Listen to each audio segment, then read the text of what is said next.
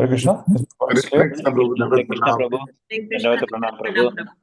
Hare Krishna Prabhu Dandavat Pranam. Hare Krishna Prabhu Dandavat Pranam. Hare Krishna. Hare Krishna Prabhu Dandavat Pranam. Dandavat Pranam. Dandavat Pranam. Hare Krishna Prabhu Pranam. Dandavat Pranam. Om Ajnanatimirandasya Jnananjanashalakaya Chakshurmilitam Yena Tasmai Shri Gurave Namaha. Shri Chaitanya Manobishtam Stapitam Yena Bhutale Swayam Rupa Kadamayam Dadadi Swapadandikam Vandeham Shri Guru Shri Yuta Padakamalam Shri Gurum Vaishnavamscha Shri Rupam Sagrajatam Sagagana Raghunathanvitam Tam Sajivam Sadvaitam Savadutam Parijana Sahitam Krishna Chaitanya Devam Shri Radha Krishna Padam Sahagana Lalita Shri Vishakhanvitamscha He Krishna Karuna Sindhu Dinabandho Jagatpate Gopesha Gopika Kantarada Kanta Namostute Tapta Kanchana Gaurangi Radhe Vrindavaneshwari Vishabhanu Sute Devi Pranamami Haripriye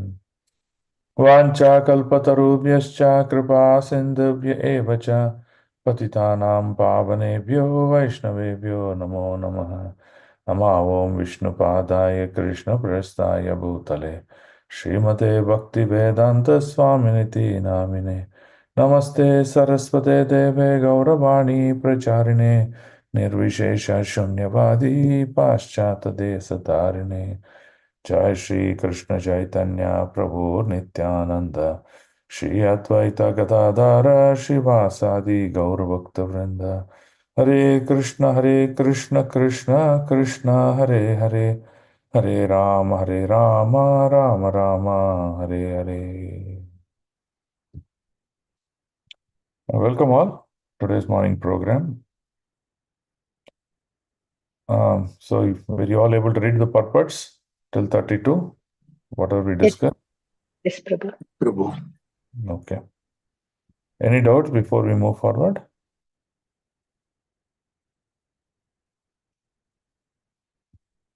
No doubts.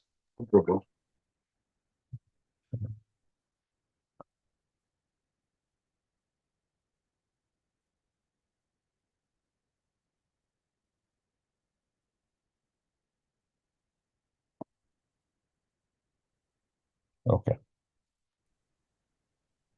So now we are in the situation where Vidura spoke to or preached Dhritarashtra and Gandhari. Of course, he preached only to Dhritarashtra, and Gandhari, being a chaste wife of Dhritarashtra, she followed whatever her husband life was. So, for example, her husband was blind from birth, and once she got married or once she came to know that Dhritarashtra is her husband, what was her action? She immediately blindfolded herself. That's how chaste she was, right? A good lady. So they all left the palace of Hastinapur and then they went in search of salvation. Of course, we discussed about what kinds of salvation that they can go to based on one's level of realization. Brahman, Paramatma, Bhagavan. So according to one's level of realization, one can search for salvation. Okay.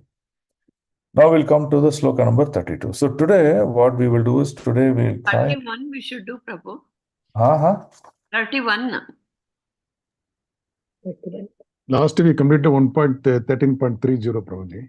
Okay. So 31, 32, up to 34 is all leading to the...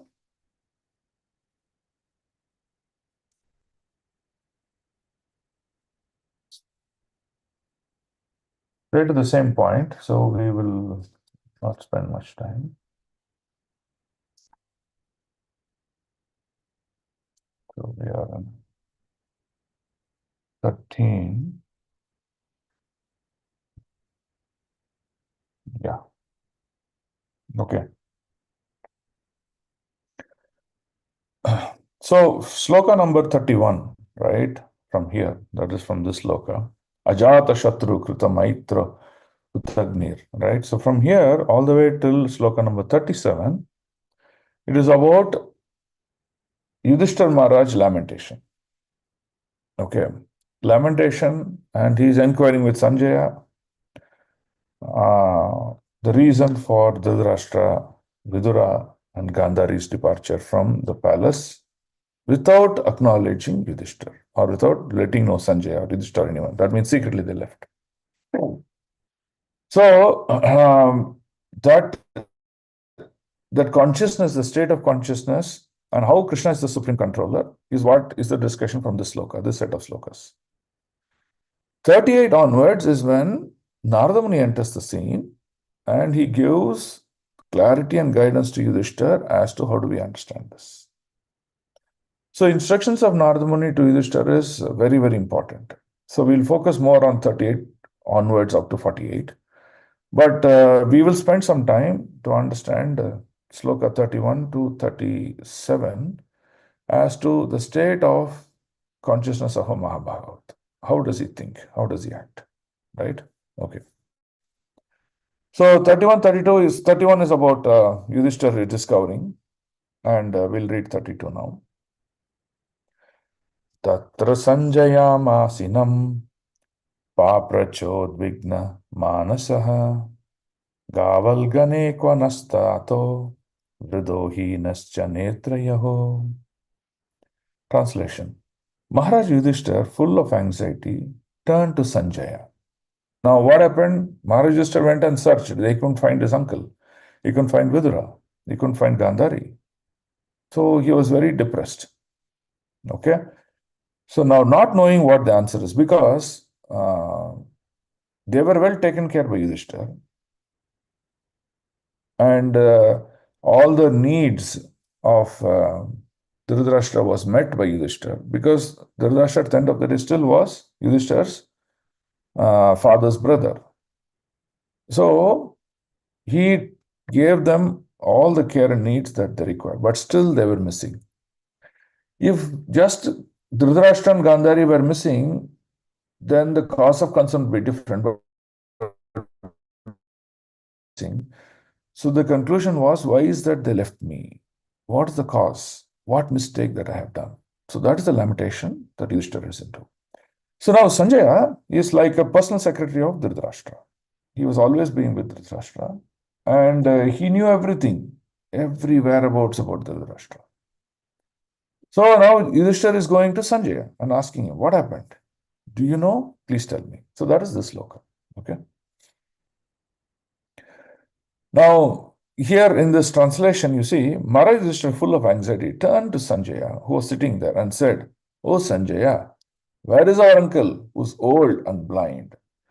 So, our Shastras talk about giving care for elderly people. Now, Yudhishthira is seeing Dhritarashtra as a fatherly figure and is really concerned. They're old, they're blind. What will happen to them? Who will take care of them? Right? So that's the situation that is being brought in here. Okay, 33. Ambacha hata putrartha pitravyaha kvagataha sugarat api mai akrita pragne hata bandhu sa bharyaya asam shamana samalam gangayam dukito apattat. We will see the translation. Where is my well-wisher, Uncle Vidura? So Pitravyaha is Vidura. And Mother Gandhari, who is very afflicted due to all her sons' demise. My uncle Dhritarashtra is also very mortified due to the death of all his sons and grandsons. Right? So he is expressing his concern towards his uncle Vidura. He just came back from the yatra and he gave narrations of Srimad Bhagavatham to Yudhishthira. So now he is missing. Why? What happened? Then he is coming and talking about Gandhari and Dhritarashtra, where Yudhishthira is very concerned. What is the first concern he has? Dhritarashtra might have done offenses, okay, in this entire war. How he did the offense? The cause of the war was Duryodhana, but Dhritarashtra supported that war just to satisfy his son's needs, right? So Dhritarashtra is in one way cause of this entire war, or cause of the killing of all the sons. But however, Yudhishthira is thinking, even though that could be the cause, it is Bhima who killed all the 100 sons of Dhritarashtra. So Yudhishthira is taking that blame on him, and that is the quality of a pious man. Undoubtedly, I'm ungrateful, he says. He is saying that power of gratitude was not demonstrated by me. Did he therefore take my offenses very seriously? Yudhishthira is asking. Did Dhritarashtra get disturbed because, oh, I killed his sons, and he's so disturbed about it? Gandhari is so disturbed about it. They took it very seriously. And along with his wife, did he drown himself in the Ganges? Okay. So in our day-to-day life, you can see that our general tendency is, if let's say someone like this has gone out from our house, how do we take it? We say, see, I gave them all the facilities. I gave them food. I gave them clothing. I gave them shelter. I took care of them so much. But still they did not care to tell me. They went away. The tendency for us is to shift the blame onto that person who just left. Like, for example, if a guest comes home and they just leave it like that, our tendency is to shift the blame on them.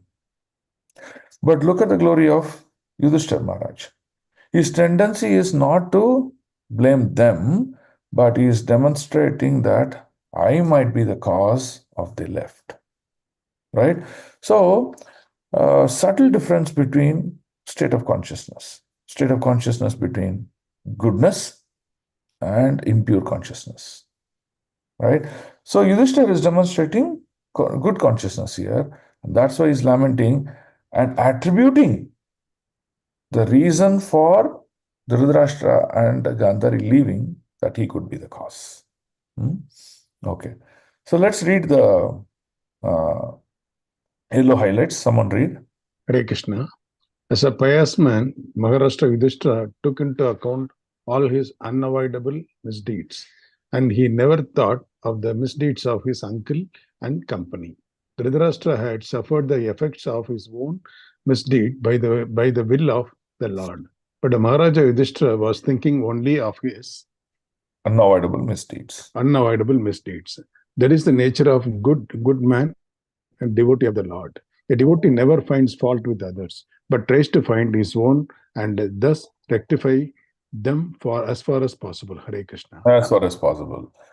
So when a bad situation happens, our tendency is to find fault with the opponent.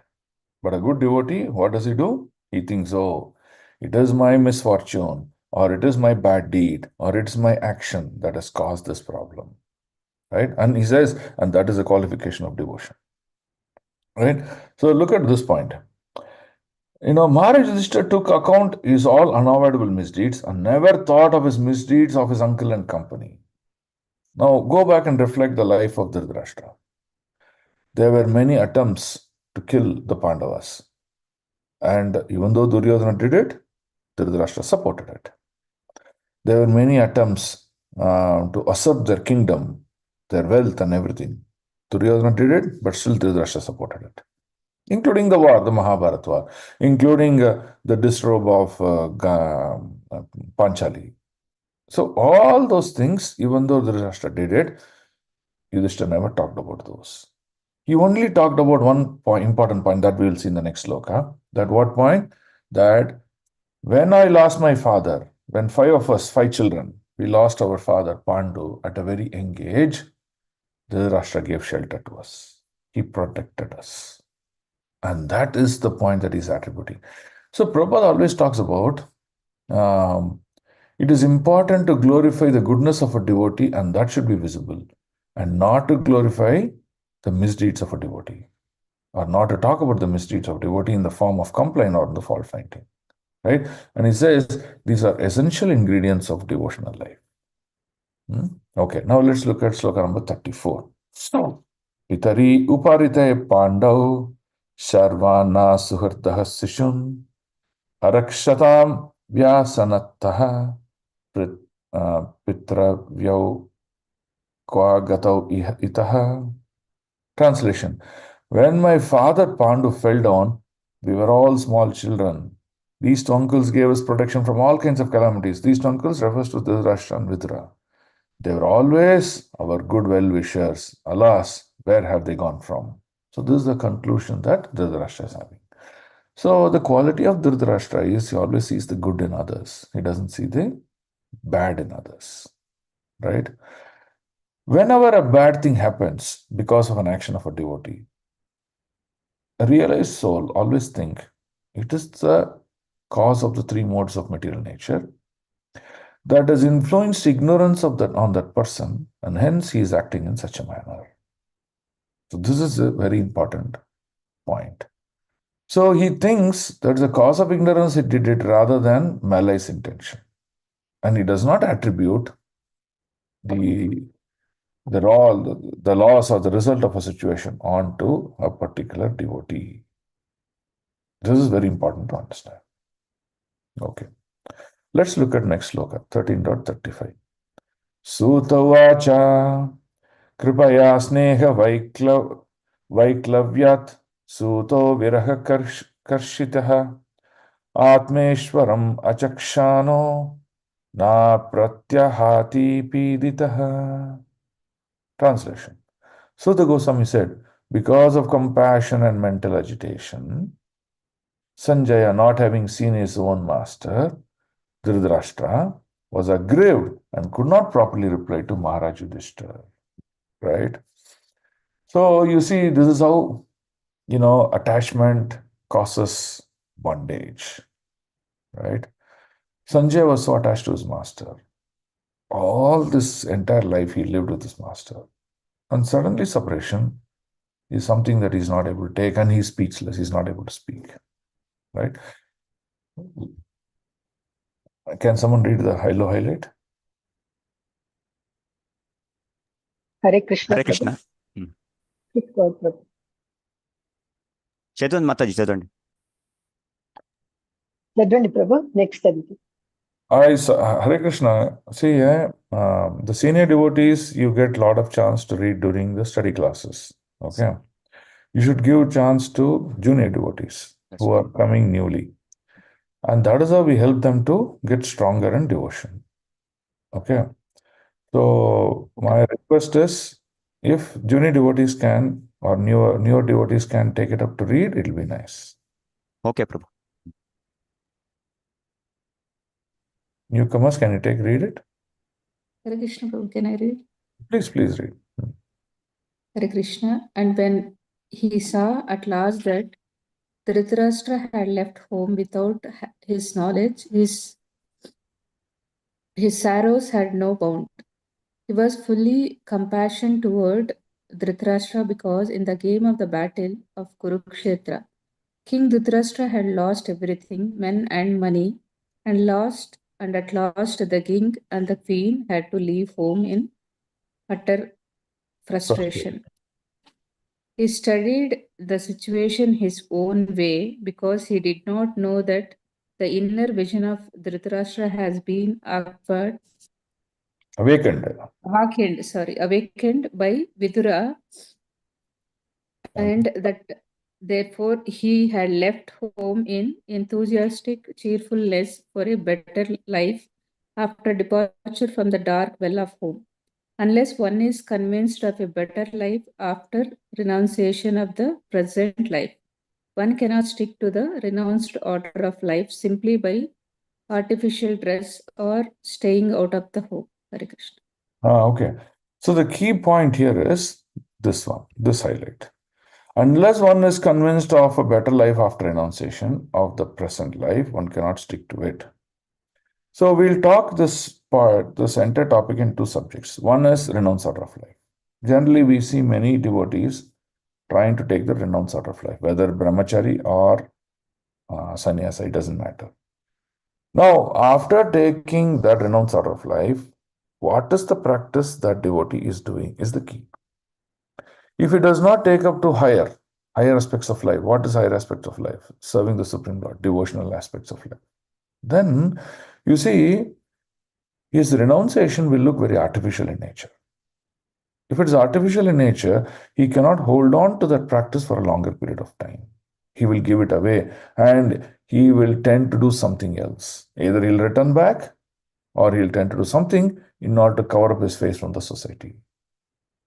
So that is an important aspect to take it. So a true renunciant, I'm using the word true renunciant, he will practice devotion in greater depth after he takes a renounce out of life. And that is how he can carry on. Now, here there are two aspects from a Dhritarashtra point of view. One is Sanjaya thinking. What is he thinking?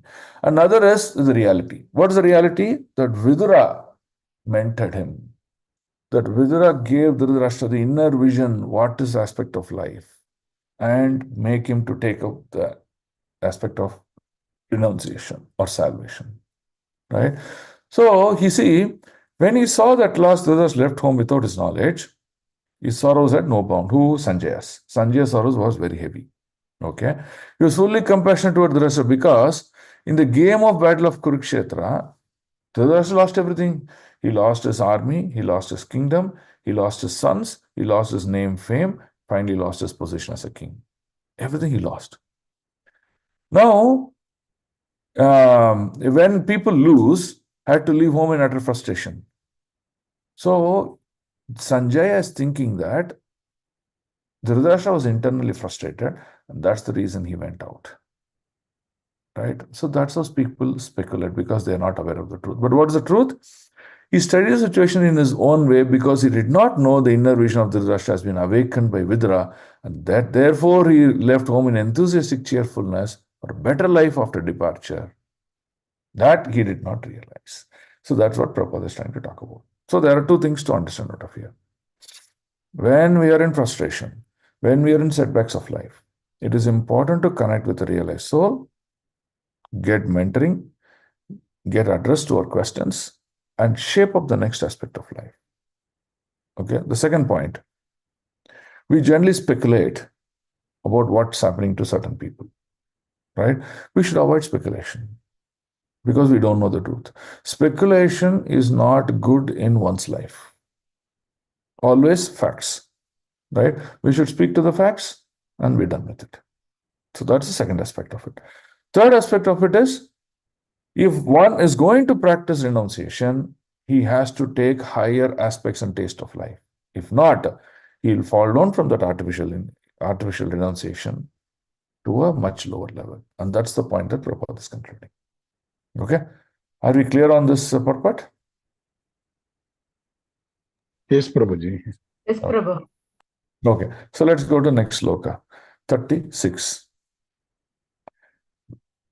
Vimrijya shurni panibhyam Vistabhyatmanam atmana ajata shatrum pratyuche prabhupada anushmaram. Translation. First, he slowly pacified his mind by intelligence and wiping away his tears, thinking of the feet of the master, Dhritarashtra, he began to reply, Maharaj Yudhishthira. Okay, 37. Sanjay Vacha. Naham Veda Vyavasitam Pitrorva Kulanandana Gandharya va Mahabaho Mushitosmi Mahatma Vihi. So, translation. Sanjaya said, my dear descendant of Kuru dynasty, I have no information of the determination of your two uncles and Gandhari. O king, I have been cheated by those great souls. Because Sanjaya is not thinking in the aspects of devotion, Sanjaya is not a realized soul, he is unable to conclude the actions behind what has happened. He feels he's cheated because he's thinking of the material plane. Okay? Now here, what we have to understand is, Prabhupada writes in this purport great examples of why wonderful personalities act in a certain way in a particular situation. The reason is for higher cost, but we don't understand. We tend to speculate. Right? So here in this purport, you see, Prabhupada writes about three or four examples. Examples are like he is talking about killing of Dronacharya. Krishna asked Yudhishthir to tell a lie. Okay. Then he is going to talk about examples of Sanatana Goswami, who left in search of Chaitanya Mahaprabhu, who left the prison by bribing and cheating the security guards. Okay. The third example we'll discuss is about Raghunath Das Goswami, how he cheated his family members. How he cheated his family, his father and his uncle, Govardhan Majumdar and Hiranyamaya Majumdar. And then what did he do? So they all look like they cheated, but for what and why is what Bhagavatam reveals. So devotee has to think in this manner and not into a situation of the material aspects of life. Okay. So now let's read. This is a very beautiful read. Can someone read the purport? Hare Krishna. The great souls cheat others may be astonishing to know, but it is the fact that great souls cheat others for a great cause. It is said that Lord Krishna also advised Yudhishthira to tell a lie before Dronacharya, and it was also for a great cause. The Lord wanted it, and therefore it was a great cause. Satisfaction of the Lord is the criterion of one who is a bona fide and the highest perfection of life to satisfy the Lords by one's occupational duty. That is the verdict of the Gita and Bhagavatam. Dhritarashtra and Vidura, followed by Gandhari, did not disclose their determination to Sanjaya. Although he was constantly with Dhritarashtra as his personal assistant, Sanjaya never thought that Dhritarashtra could perform any act without consulting him. But Dhritarashtra going away from home was so confidential that it could not be disclosed even to Sanjaya. Sanatana Goswami also cheated the keeper of the prison house while going away to see Sri Chaitanya Mahaprabhu. And similarly, Raghunatha Dasa Goswami also cheated his priest and left home for good to satisfy the Lord. To satisfy the No, stop. So that is the key point now. So let's look at the examples. Satisfaction, Lord, is the highest aspect. And whatever we do, it should result into that. Right? Now, when Krishna asked Yudhishthira to tell a lie about an elephant dying called Ashwatthama to Dronacharya, when Yudhishthira thought that dharma of truthfulness was highest, even compared to the Lord, and hence he hesitated. But what is the real dharma? Satisfying the Lord by whatever means is the highest dharma. And that is the criteria. Our entire criteria of life is all about how do we satisfy the Supreme Personality of Godhead. Am I acting for His pleasure? Am I doing something that pleases Him? And that should be the clear goal of our life. And that's example. So now Yudhishthira is not seeing the higher cause there. Why Krishna is trying to ask me to tell a lie? But the higher cause does exist. Right? In the example of Sanatana Goswami, what happened to Sanatana Goswami? He was jailed. Right? He was jailed by Kashi Mishra. So he was jailed by that Mohammedan king. And in the jail, what happened? He wanted to, Chandkazi, he wanted to allure that soldier. Can you please release me? I'll give you some money. The soldier said, no, I can never go against the king. So Sanatana Goswami said, I'll give you 5,000 gold coins. You relieve me of this jail. But he said, no, I can't take money and relieve you. So what did Sanatana Goswami did? He increased that money to 7,000. When he said 7,000 gold coins, immediately he saw the value of 7,000 gold coins was much greater than the duty bond of his. So he said, okay, but I am fearful of my king. Who? The soldier said. So Sanatana Goswami said, no problem, don't worry about it. You just tell that I went for my morning nature called duty. And while I was doing my duty, I suddenly jumped into the river. And, I disappeared. And then you search and you couldn't find my body or anything. And then it will conclude that, okay, Sanatana Goswami has died. You tell like that to the king and you'll be fine. Thank God there was no CCTV cameras those days to monitor such acts. Yes, So Prabhu. now you can look at this aspect. Hey, look at Sanatana Goswami bribing someone. You can just look at that aspect and conclude, but that's not the right thing to do. Sanatana Goswami did that in order to surrender to Chaitanya Mahaprabhu. That was a greater cause. So that is what the devotees see. Same with Raghunath Das Goswami. He wanted to leave at a very young age. But his father, Govardhan Majumdar, and his uncle, Hiranya Majumdar, they stopped him. Said, you can't go. Because they were very wealthy family, very rich family. And he was married to a very beautiful wife. Right? Though he made many attempts, they had put soldiers. What the soldiers would do, they would go capture him back, Raghunath Das Goswami, and then bring him back to the home. So one day, his wife told the husband that, his mother told the father that, why don't we tie him with ropes? So his father said, see, when this, so much of money and opulence and, position, power could not tie Raghunath Das Goswami, how can you ropes tie him? No use. So let's not try it.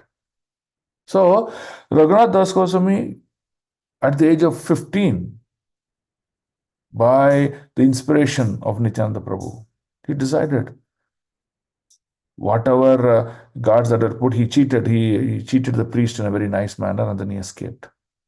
And he came surrendered to Chaitanya Mahaprabhu. Mahaprabhu gave him some instructions, and then he became a student of Swarup Damodar Das. Right? So then after that, he was serving a Jagannath Puri temple for a long period of time. And then later on, what happened to him? When Chaitanya Mahaprabhu had left the world, he could not tolerate. So he went to Vrindavan to leave his body. And we know the story. Rup and Sanatana came and protected him. And then they said, no, you cannot. You have worked with Chaitanya Mahaprabhu so much.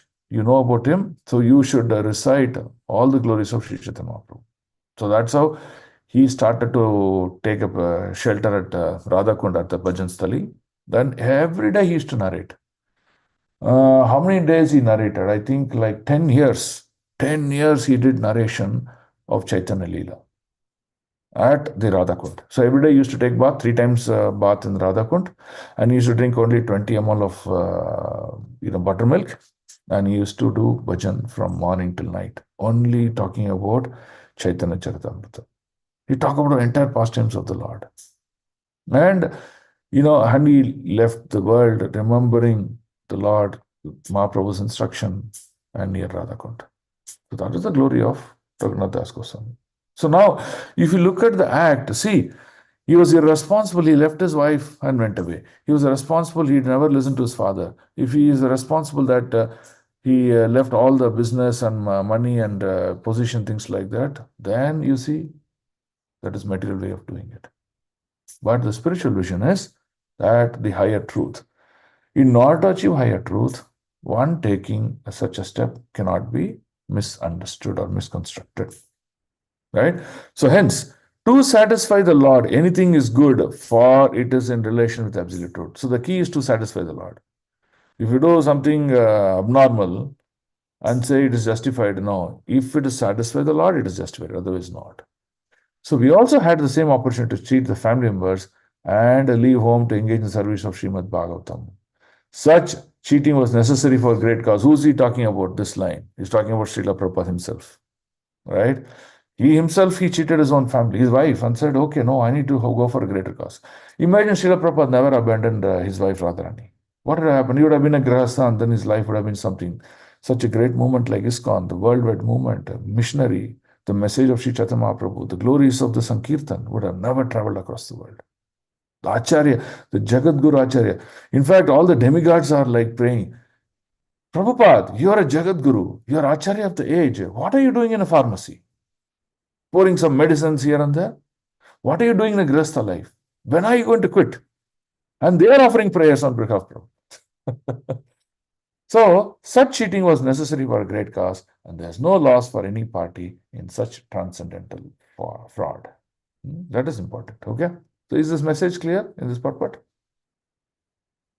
Yes, Prabhu. Yes, Prabhu. Yes, Prabhu. Okay, good. So, now let's go to the sloka number 38. Hmm? Now, 30. So 37 onwards is all about Yudhishthira Maharaj lamenting the state of consciousness of Yudhishthira Maharaj, how we can distinguish between a person who is in mode of goodness or passion or ignorance, and how great souls think, right? And how also we should understand the situation when an event happens in our life, right? So that's the whole discussion that we had from sloka number 31 to 37. Okay. Now 38. So now it is all between Yudhishthira Maharaj's own concoction, Sanjaya's own concoction. Someone has to clear the whole doubt. Not only clearing the doubt, but he has to also establish the supremacy and position of the Supreme Lord Krishna. Right? So Narada Muni comes. Narada Muni, when he comes, Vyasa could have written only one sloka. It was said, see, Narada Muni came and then gave, this is the answer, why are you worried about? No. Narada Muni first established the role and supremacy of Supreme Lord Krishna in everyone's life. He first establishes that, gives clarity to the entire audience through the writings of Vyasadeva. Then what does he do? Then he concludes how you should understand this. So that is how great souls act. Okay. Now let's read 38 more in that thought process. Okay. Atajagama Bhagavan Narada Sahatamburuhu Pratyuttaya Abhidvadya Sanujo Abhyarchayan Munim. Translation. While Sanjaya was thus speaking, Sri Narada, the powerful devotee of the Lord, appeared to the scene carrying his tambura. Maharaj Yudhishthira and his brothers received him properly by getting up from their seats and offering obeisances. Okay, so now let's look at a small snippet about life of Narada. Right? Now look at the glory of Narada. Now Narada, here Prabhupada writes, Narada is like Bhagavan. Why? Because he's carrying the message of Bhagavan. The message of Bhagavan and Bhagavan are not different. If a personality is carrying the message of Bhagavan, he is also at the same platform as Bhagavan. That's what Prabhupada is writing. So, Narada is such a glorious personality. And if you look at the life of Narada, wherever he went, he was completely renounced. He was not looking for the results. He delivered the message of the Supreme Lord Krishna into the hearts of the living entity. His job is done. He moved forward. Right? So that's the glory of Narada. You can take any pastime for that matter. You can take the pastime of Dhruva Maharaj. You can take the pastime of Prahlad Maharaj. You can take the pastime of Chitraketu. Everywhere you see the role of Narada. He was not maintaining or doing something for a fruitive. Oh, okay, I've done this, is my glory. No. He finished that aspect as a servant, move forward. So that's what you have to understand. We have to understand us as a position. Krishna wants to teach X amount of souls, but he is using us as an instrument. We are an instrument in the hands of the Lord. We are not the doer. Krishna is the doer. If we understand this, then we'll become a greater preacher. Okay? So let's read the purport. Can someone read the purport, the yellow ones? Hare Krishna. Devrishi Narada is described herein as Bhagavan due to his being the most confidential devotee of the Lord. The Lord and his very confidential devotees are treated on the same level by those who are actually engaged in the loving service of the Lord. Such confidential devotees of the Lord are very much dear to the Lord because they travel everywhere to preach the glories of the Lord in different capacities and try their utmost and convert the non-devotees of the Lord into devotees in order to bring them to the platform of sanity. Sanity. Okay. So now we have three entities. The Lord, the Lord's message, and third is a living entity, a human being, who's carrying that message and trying to give it to various souls and trying to help them deliver. This is the role. So, in this process, if we offend that devotee who's carrying the message of the Lord, that offense is considered to be a great offense. The Lord never tolerates such an offense. So, what we do? We never offend devotees. We never offend devotees who carry the message of Godhead. We always be submissive. If we are not interested, we stay away. but we never get into offensive mode. Okay, because they are sanctifiers of this entire creation. They go around sanctify every place. They purify the hearts of the living entities. So that is the position of a guru. Okay, so here the position of Narada is glorified. Why position of Narada is glorified? Because once we understand this principle that Narada is carrying the message of Godhead, then whatever instructions or realization that Narada is going to share to Yudhishthira will have clear understanding of the subject matter. Okay, so 13.39. Yudhishtaruvacha naham veda gatim pitror bhagavan kwa gatau itaha amba vahata putrartha kwa gata cha tapasvini. Maharaj said, "O godly personality, I do not know where my two uncles have gone." So, this conversation. Nor I can find my ascetic aunt, who is grief stricken by the loss of her sons. So, Yudhishthira is expressing whatever he discussed with Sanjay in the previous set of slokas. Okay, here he is just glorifying Gandhari because Gandhari is a chaste lady and she also lost her sons, and how chaste she was, she also is not there. Like that, he's glorifying. Okay, let's go to the next sloka, 40. Karnadhara ivapare Bhagavan para darshakaha Atababase Bhagavan Narado Muni Sattamaha. Translation: You are like a captain of a ship in a great ocean, and you can direct us to our destination. Thus addressed the godly personality, Devarshi Narada, greatest of the philosopher, devotee, began to speak. Right? So here Narada is given as captain of the ship is because this material world is considered to be an ocean of nescience. Nescience means ignorance.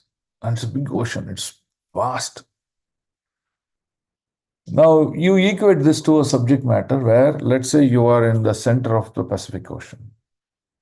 You don't know how to reach the shore. So, for example, you need a boat in order to first get yourself, a method to reach the ocean.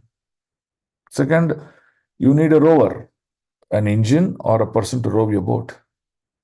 And third, you need the direction. Which way I should go? Otherwise, I'll keep going in a direction of no man's land and never reach the shore. Right? So, in this material world, we need someone who's giving a direction. And that direction is Guru. That's the role of a Guru. So here, the direction setting in a normal ship is the captain. He will tell, okay, let's go northeast, 30 degrees east, latitude so much, longitude so much. He will put that map and then drive the ship. So that way, you see, the captain navigates the ship and all the people in the ship to the shore. So now, the captain of the ship, Narada, is one who's directing us to the shore of life, where we're struggling in this material ocean. That's the equation. So Devarshi Narada, what he used to do, he used to visit palace of Maharaj Yudhishthira because the Pandavas are all pure devotees of the Lord, and Devarshi were always ready to give them good counsel whenever needed. So the point to understand is, when will Guru reach us, or when will Guru be sent by Krishna to us? If Guru is coming to us, is Krishna sent to us? Right? When Dhruva Maharaj was offering his prayers with deep determination and austerity, Krishna, who was Chaitya Guru in the heart of Dhruva, he instructed Narada to go help him. So similarly, in all our lives, the Paramatma is there in our heart. He is seeing the purity in our consciousness, purity in our desire and thoughts. Then he is allowing us to connect to a Guru. Until then, you will never see a Guru in your life. So this is what is important. Now, here Prabhupada is concluding that Yudhishthira was a pure devotee of the Lord. Pure devotees are always sheltered and are always taken care by Guru. So immediately Narada appears under the instruction of the Lord to give clarity to Yudhishthira. Right? So that's understanding. Okay. Let's go to the next sloka, 13.41. This is a very beautiful sloka, and let us see some analogies from various Bhagavatam as to understand this. Narada Vacha Ma Kanchana Sucho Rajan Yat Ishvara Vasam Jagat Loka Safala Yashyame Vahanti Balim Ishituhu Sa Samyunakti Bhutani Sa Eva Viyunakti Cha. Okay, let's read the translation also. I mean the one-to-one meaning. Narada Vacha, Narada said, Ma, never. Kanchana, by all means. Suchaha, do not lament. Rajan, O king, he is referring to Yudhishthira, says don't lament. Yet because Ishwaram Vasam, under the control of the Supreme Lord, Jagat, this entire world, Lokaha, all the living beings that are existing in this world, Safalaha, including their leaders. Sometimes we say, okay, this applies only to me, it doesn't apply to them. All those things we confuse. No. Hos, ime, all these, Vahanti, do bear. Balim means a worship. Ishituhu, for being protected. Saha, he, Samyunakti, gets together. Bhutani, all living entities. Also, Viyunakti disperses. Now, the meaning of this is very, very beautiful. Narada said, O pious king, do not lament for anyone, for everyone is under the control of the Supreme Lord. Therefore, all living entities and their leaders carry on worship to be well protected. It is he only who brings them together and disperses them together. Right? So, first of all, we have to understand that everything is under the Supreme Personality of Godhead.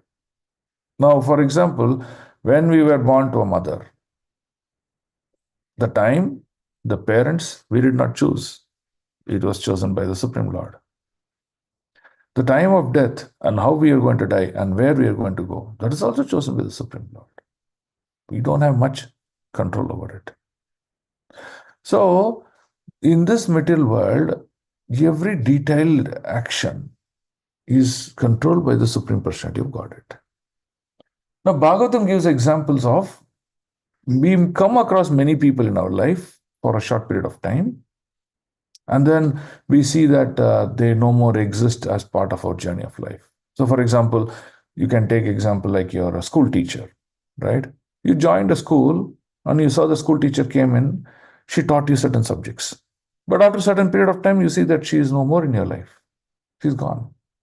Like that, you see, everything in our life happens in the same manner, including our own family members. For example, our spouse. It is not that we are born together, united together. No, at some point in time in our life, they came into our life or we came into their life. And for some period of time, we'll live together. And at the end of the time period, we again get separated. The spouse would go away somewhere and we would go somewhere in the form of death or whatever it may be. But we will never meet our spouse again, nor any of our family members. So that means the arrangement of certain set of people getting together is arrangement of the Lord. He arranges this under a particular reason so that every living entity can be sheltered. This is what is important to understand. So even in our family members, we have to understand that we are servants and we are caretakers as a representative of the Lord. It is not that, oh, I am the controller, I am the shelter, I am the doer of all these things. That consciousness should go away. Is what Narada Muni is trying to give an example.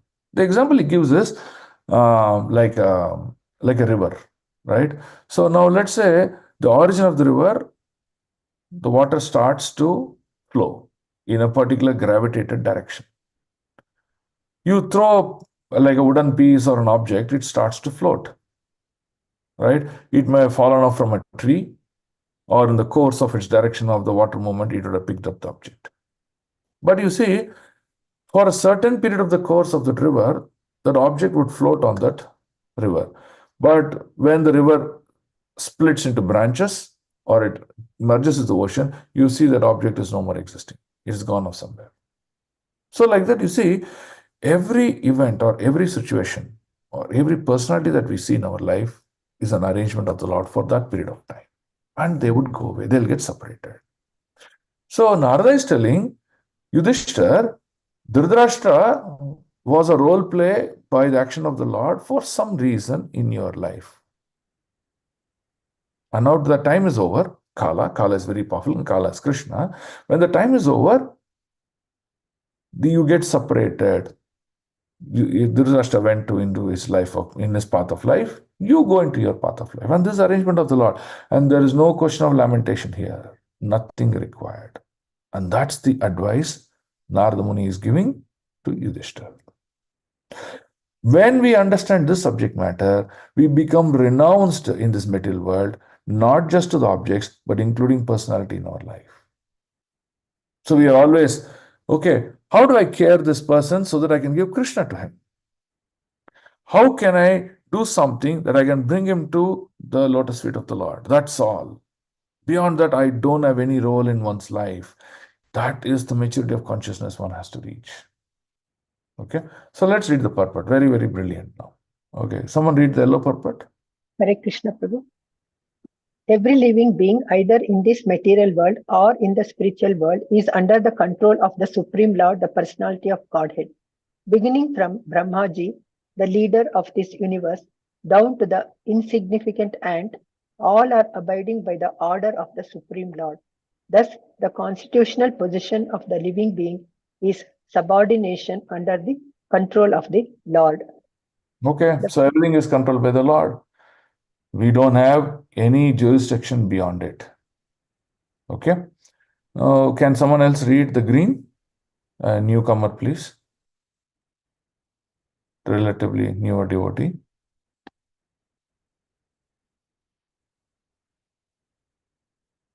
Hare Krishna.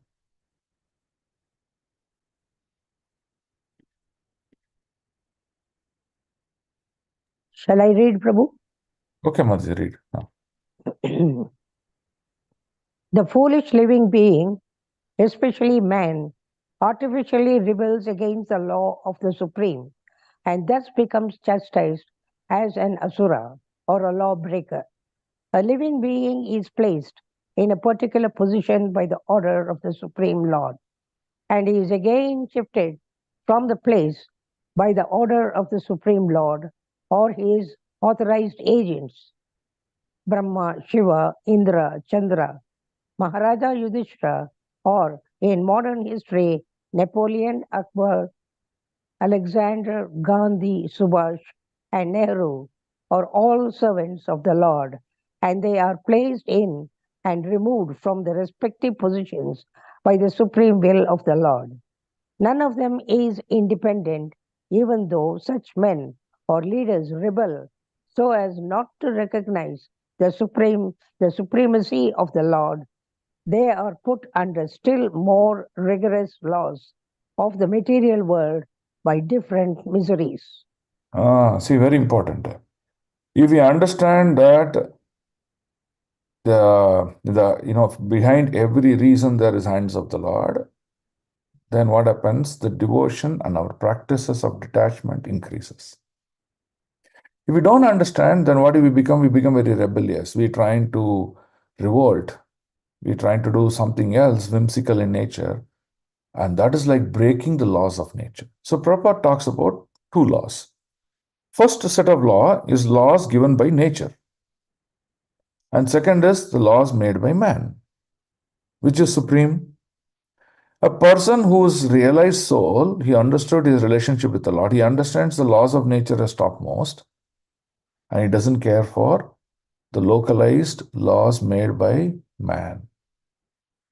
A non-devotee, an atheist, he would never recognize the position of the hands of the Lord, but he would only recognize the local laws of the government. And that's why you see he becomes a philanthropist, he becomes truthful in nature, he becomes a good taxpayer, he becomes a good follower rules of the government of the local, but he never follows the rules of the supreme government of the Lord.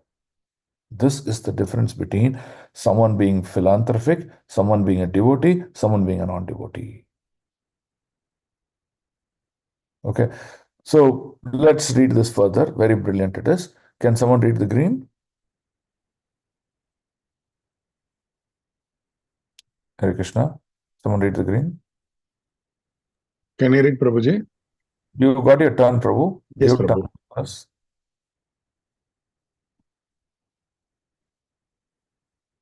Someone who's not taken a turn, they can read. Hare Krishna. Shall I read, Prabhu? Read, Prabhu. Ordinarily, one cannot change the course of one's due happiness and distress by plan. Everyone has to accept them as they come under the subtle arrangement of Kala, or invincible time. There is no use trying to counteract them.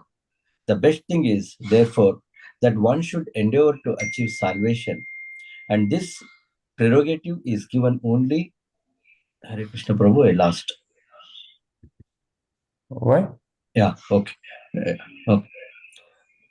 Prerogative is given only to a man because of his developed condition of mental activities and intelligence. Only for man are different Vedic instructions for attainment of salvation during the human form of existence. One who misuses this opportunity of advanced intelligence is verily condemned and put into different types of miseries, either in this present life or in the future.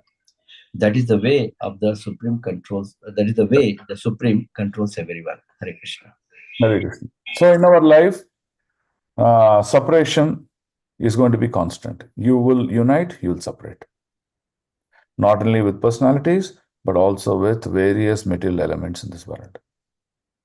You should see the hands of the Lord under every event rather than seeing from a materialistic point of view. When you see the hands of the Lord, you will never dodge the situation. That means what?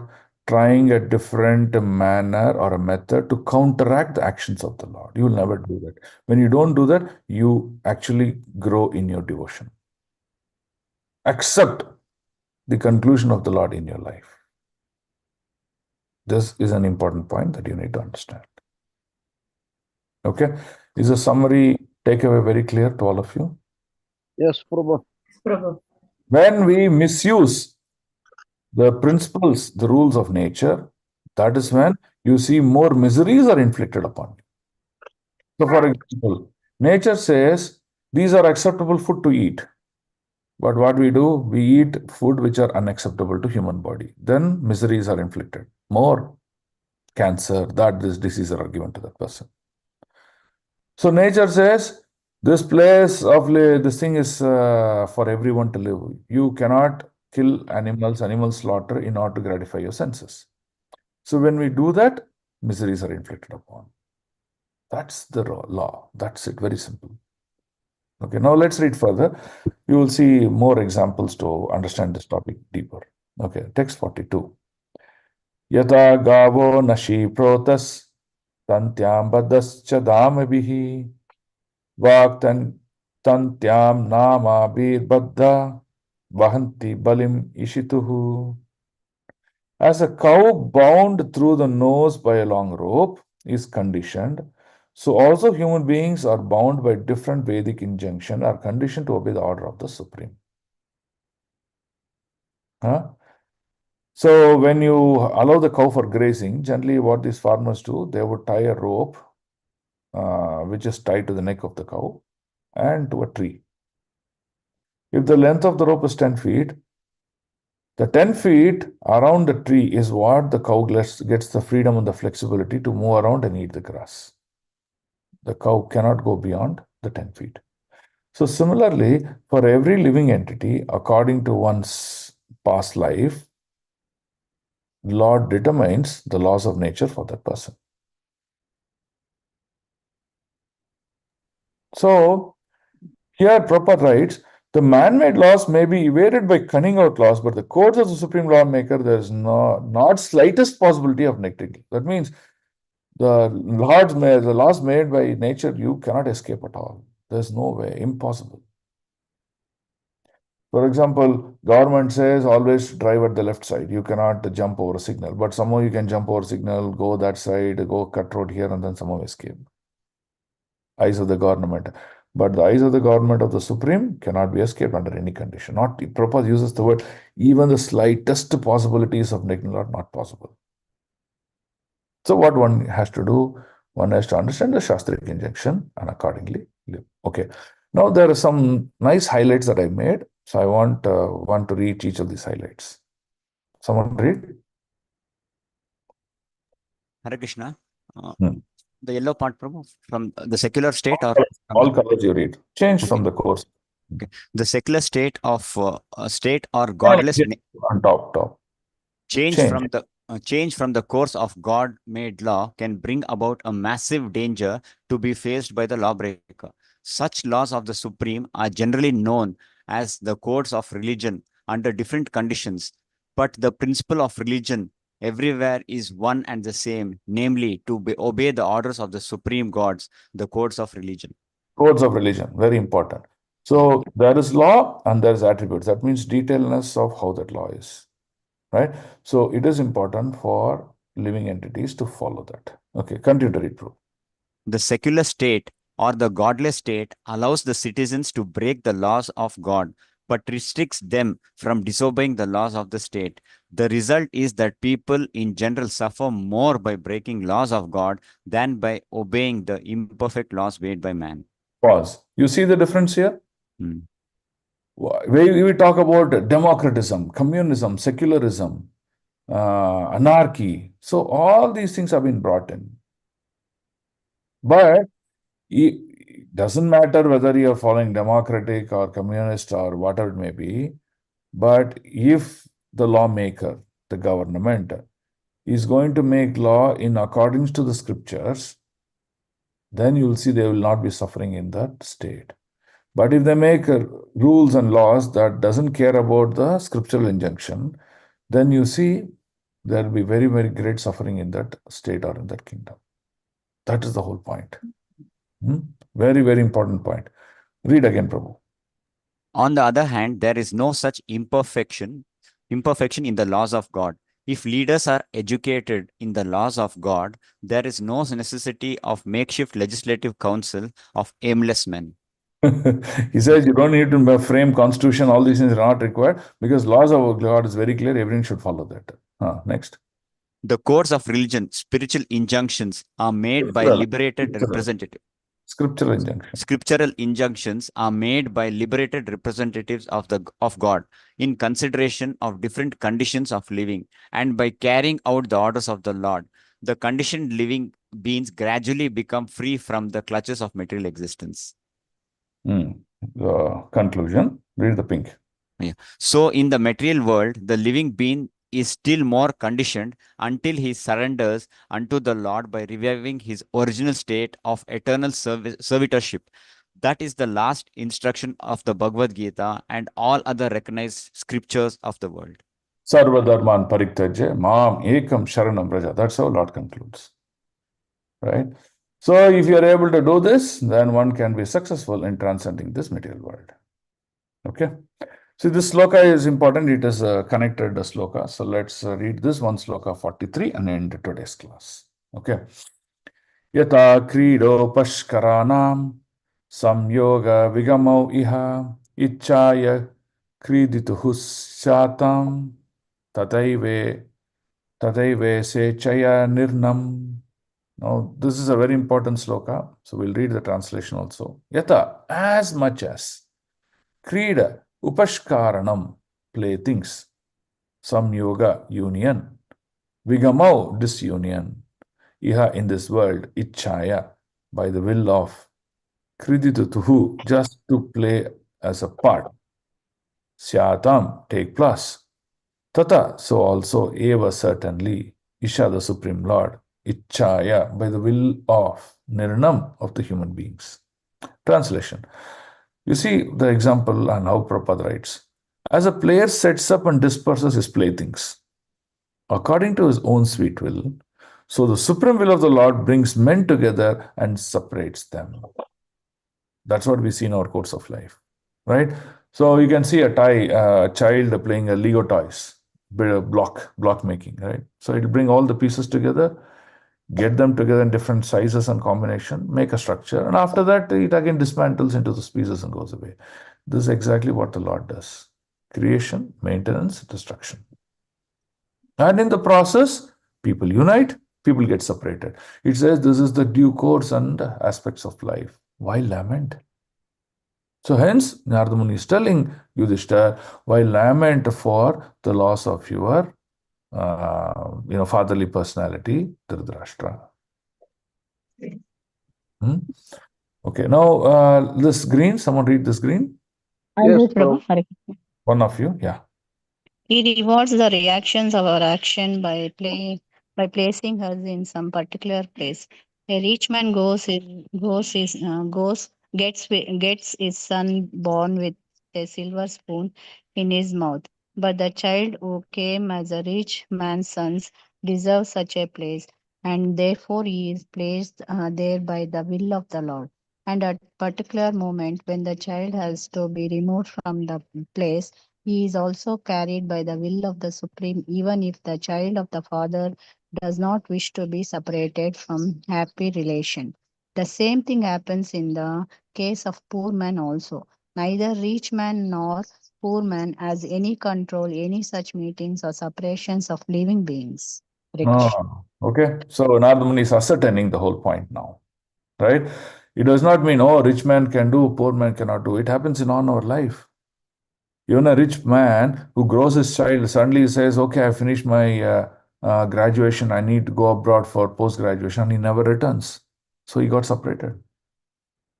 Anything can happen. And all these things are arrangement of the Lord.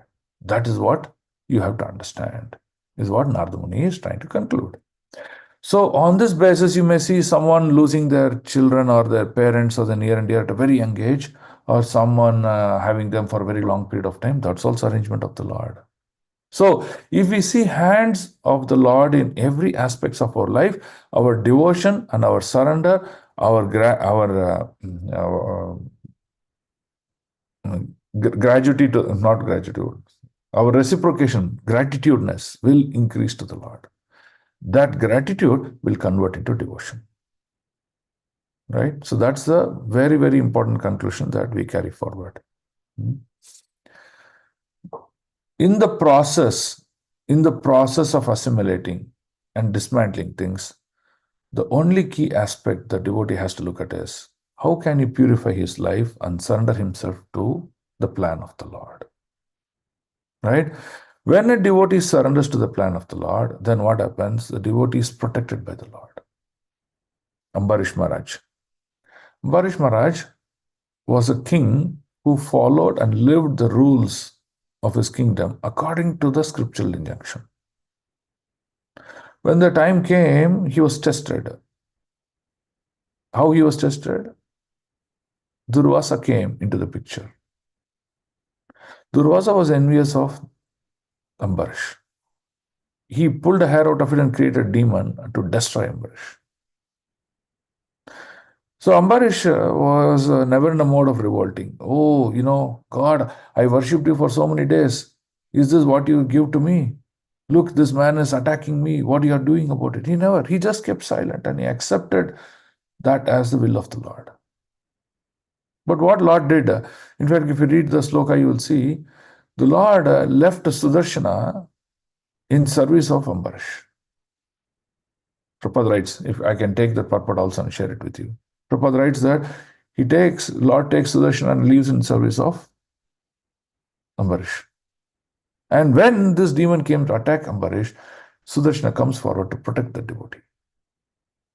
So Prabhupada writes that the protection of the Lord begins once our devotional service begins. But it is just that we don't realize how the Lord is protecting us. Because of our material interactions, we continue to suspect, we continue to not to increase our faith on the Lord. We go into the mode of lamentation and hankering. And that is the misfortune of a living entity. So you see, a realized soul, whether he is poor or rich, whether he is well or unwell, he is always in state of bliss. And that's a sign of realization. Okay? So, conclusion is, under all circumstances, we have to see the plan of the Lord and align to the plan of the Lord. We cannot keep our agenda and immediately revolt or cause difficulties for others. That is important aspects of devotion. Okay. So I will end here.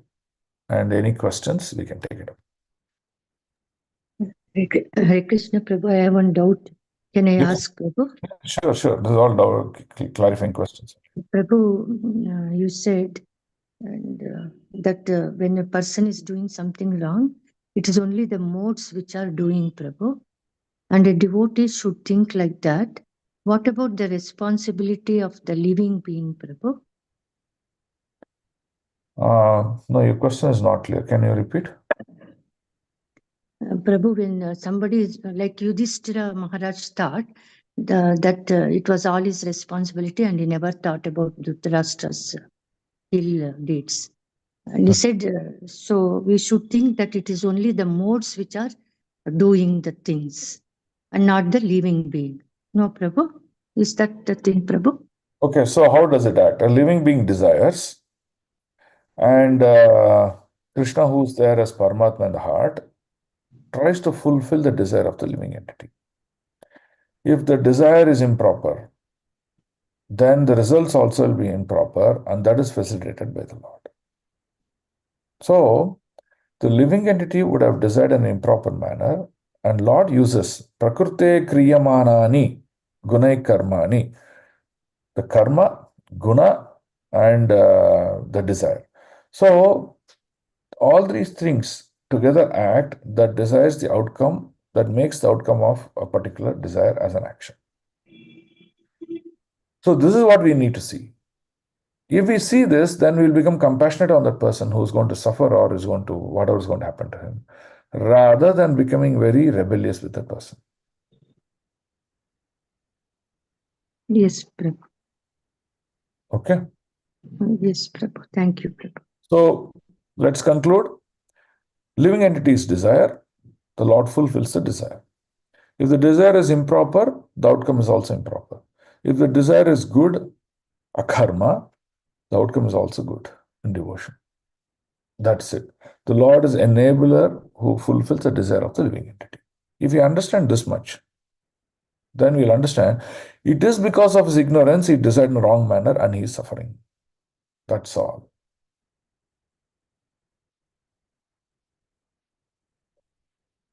Okay, helps, Mataji? Yes, Prabhu. So we have to be compassionate towards them and not judge them, no, Prabhu? Yes, but you have to play a role of balance. Okay, so what is role of balance? So, for example, a thief is coming to your house to steal. You can think that, oh, he's ignorant that stealing is wrong, so I'll be compassionate to him. I'll give all the gold he wants or all the money he wants, and he can. But that's not the way you do it, right? So you have to always apply balance. Balance between being compassionate, balance between being practical. That is how you should lead your life. Yes. Not blind compassionate. So, for example, Arjuna said, when he looked at the entire army before the fight began, Arjuna said, oh, I am the one who's giving shelter to all these people. And if I'm going to kill them, then I'm contradicting myself. So I will not fight the war. He will drop the Gandhi. The Krishna said, hey, you are not giving shelter to them. You are not giving compassion to them. It is me who is doing it. So why are you doing it? I'm telling you to fight the war. You fight the war. So we tend to take the position or the action in our hand thinking that I'm the doer. But I'm not the doer. Lord is the doer. The Lord is making it happen because I desired. Yes, Prabhu. So balance. Okay, Prabhu. Thank Yeah, you. you have to balance. You have to balance. Balance Yes. between being compassionate and being practical. Practical. Yes. Thank you so much, Prabhu. Hare Krishna. Dandavat Prabhu. Understand, Mataji. Yeah, any other questions?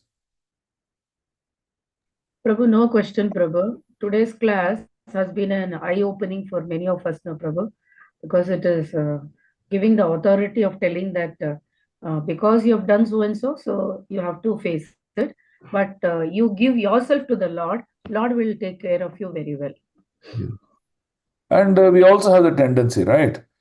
Oh Lord, let's say there's a financial loss to someone.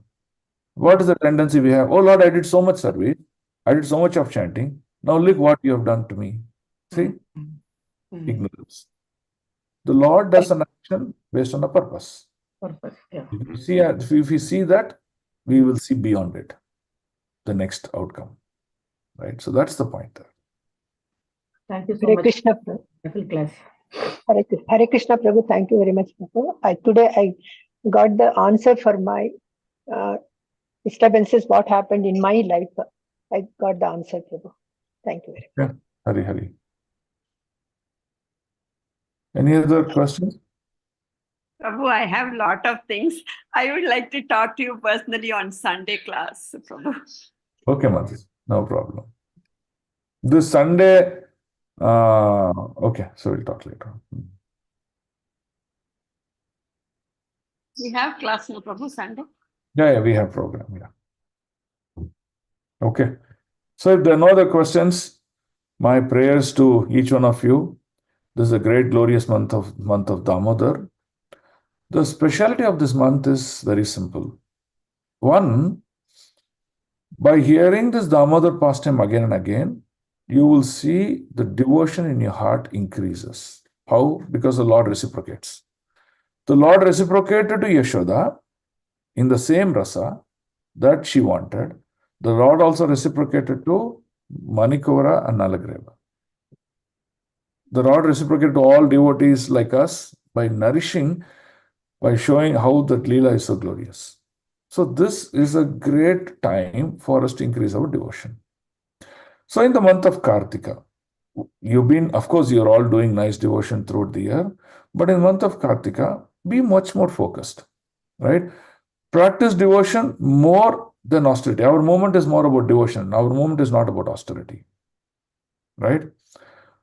Austerity will go into the detail of taking up severe situations on our body and things like that. But devotion will help us to develop our consciousness more stronger, realize Krishna greater. So give importance to devotion greater than taking up austerities. That's my recommendation for each of you, right? So how you can increase your devotion? You can increase your devotion by reading Bhagavatham every day. You can increase your devotion by chanting more rounds every day. You can increase your devotion by showing the lamp of ghee lamp and singing Damodar Ashtakam every day. Why I'm making this many point is, many senior devotees or many devotees who've been practicing, what they would do is, they'll just show the lamp and go away. But singing is important. Sing for the pleasure of the Lord, right? So sing that song and offer the lamp. So do not try to cut short. Of course, if the situation warrants, it's okay. But in generally, so like that, find out different aspects and methods that will increase the devotion for you. And that is what you have to do in Kartik. And month of Kartik is the month of Radharani. And what does Radhika do? Radhika is looking for opportunity to connect us with the Lord. She expands her mercy like 1,000, 10,000 times in this month. So then what happens? If you please Radhika, she will get you closer to Krishna. If you're going to get closer to Krishna, your devotion will blossom. So take the maximum advantage of Kartik month and do your devotion to the best possible extent. Okay? So I wish you all the best.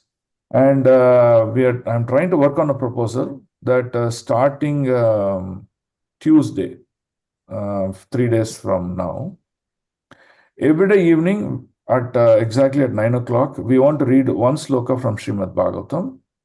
It's purport, translation and purport, and just do a 5 minutes discussion. So totally we want to spend about 15 minutes before we go to bed. So we want to try that from this coming Tuesday onwards. So we will send out the message. How many of you are interested and enthused to carry out? I will read this. So I'm looking at various methods to increase our devotion and get closer and closer to the Supreme Lord. Super excited, Prabhu. Please start. Hare Krishna. Okay, Hari Hari. So we'll start Tuesday evening onwards. Every day evening, like 9:15 or 9 o'clock something. We'll do for 15 minutes. Just go to bed. Okay. Yes, Prabhu. Yes, Prabhu. Okay. Thank you. Grandhara Srimad Bhagavatam ki jai. Jai. Srila Prabhupada ki jai. Jai. Gurudev ki jai. Jai. Nitai Gaur Premanande. Hari Bol. Kripa Sindhu Bhyevacha. पतितानां पावनेभ्यो वैष्णवेभ्यो नमो नमः। अनंत कोटि वैष्णव वृंद की जय। वैष्णव ठाकुर श्रील प्रभुपाद की जय। ओम तत्सत। हरे Hare कृष्ण। Krishna.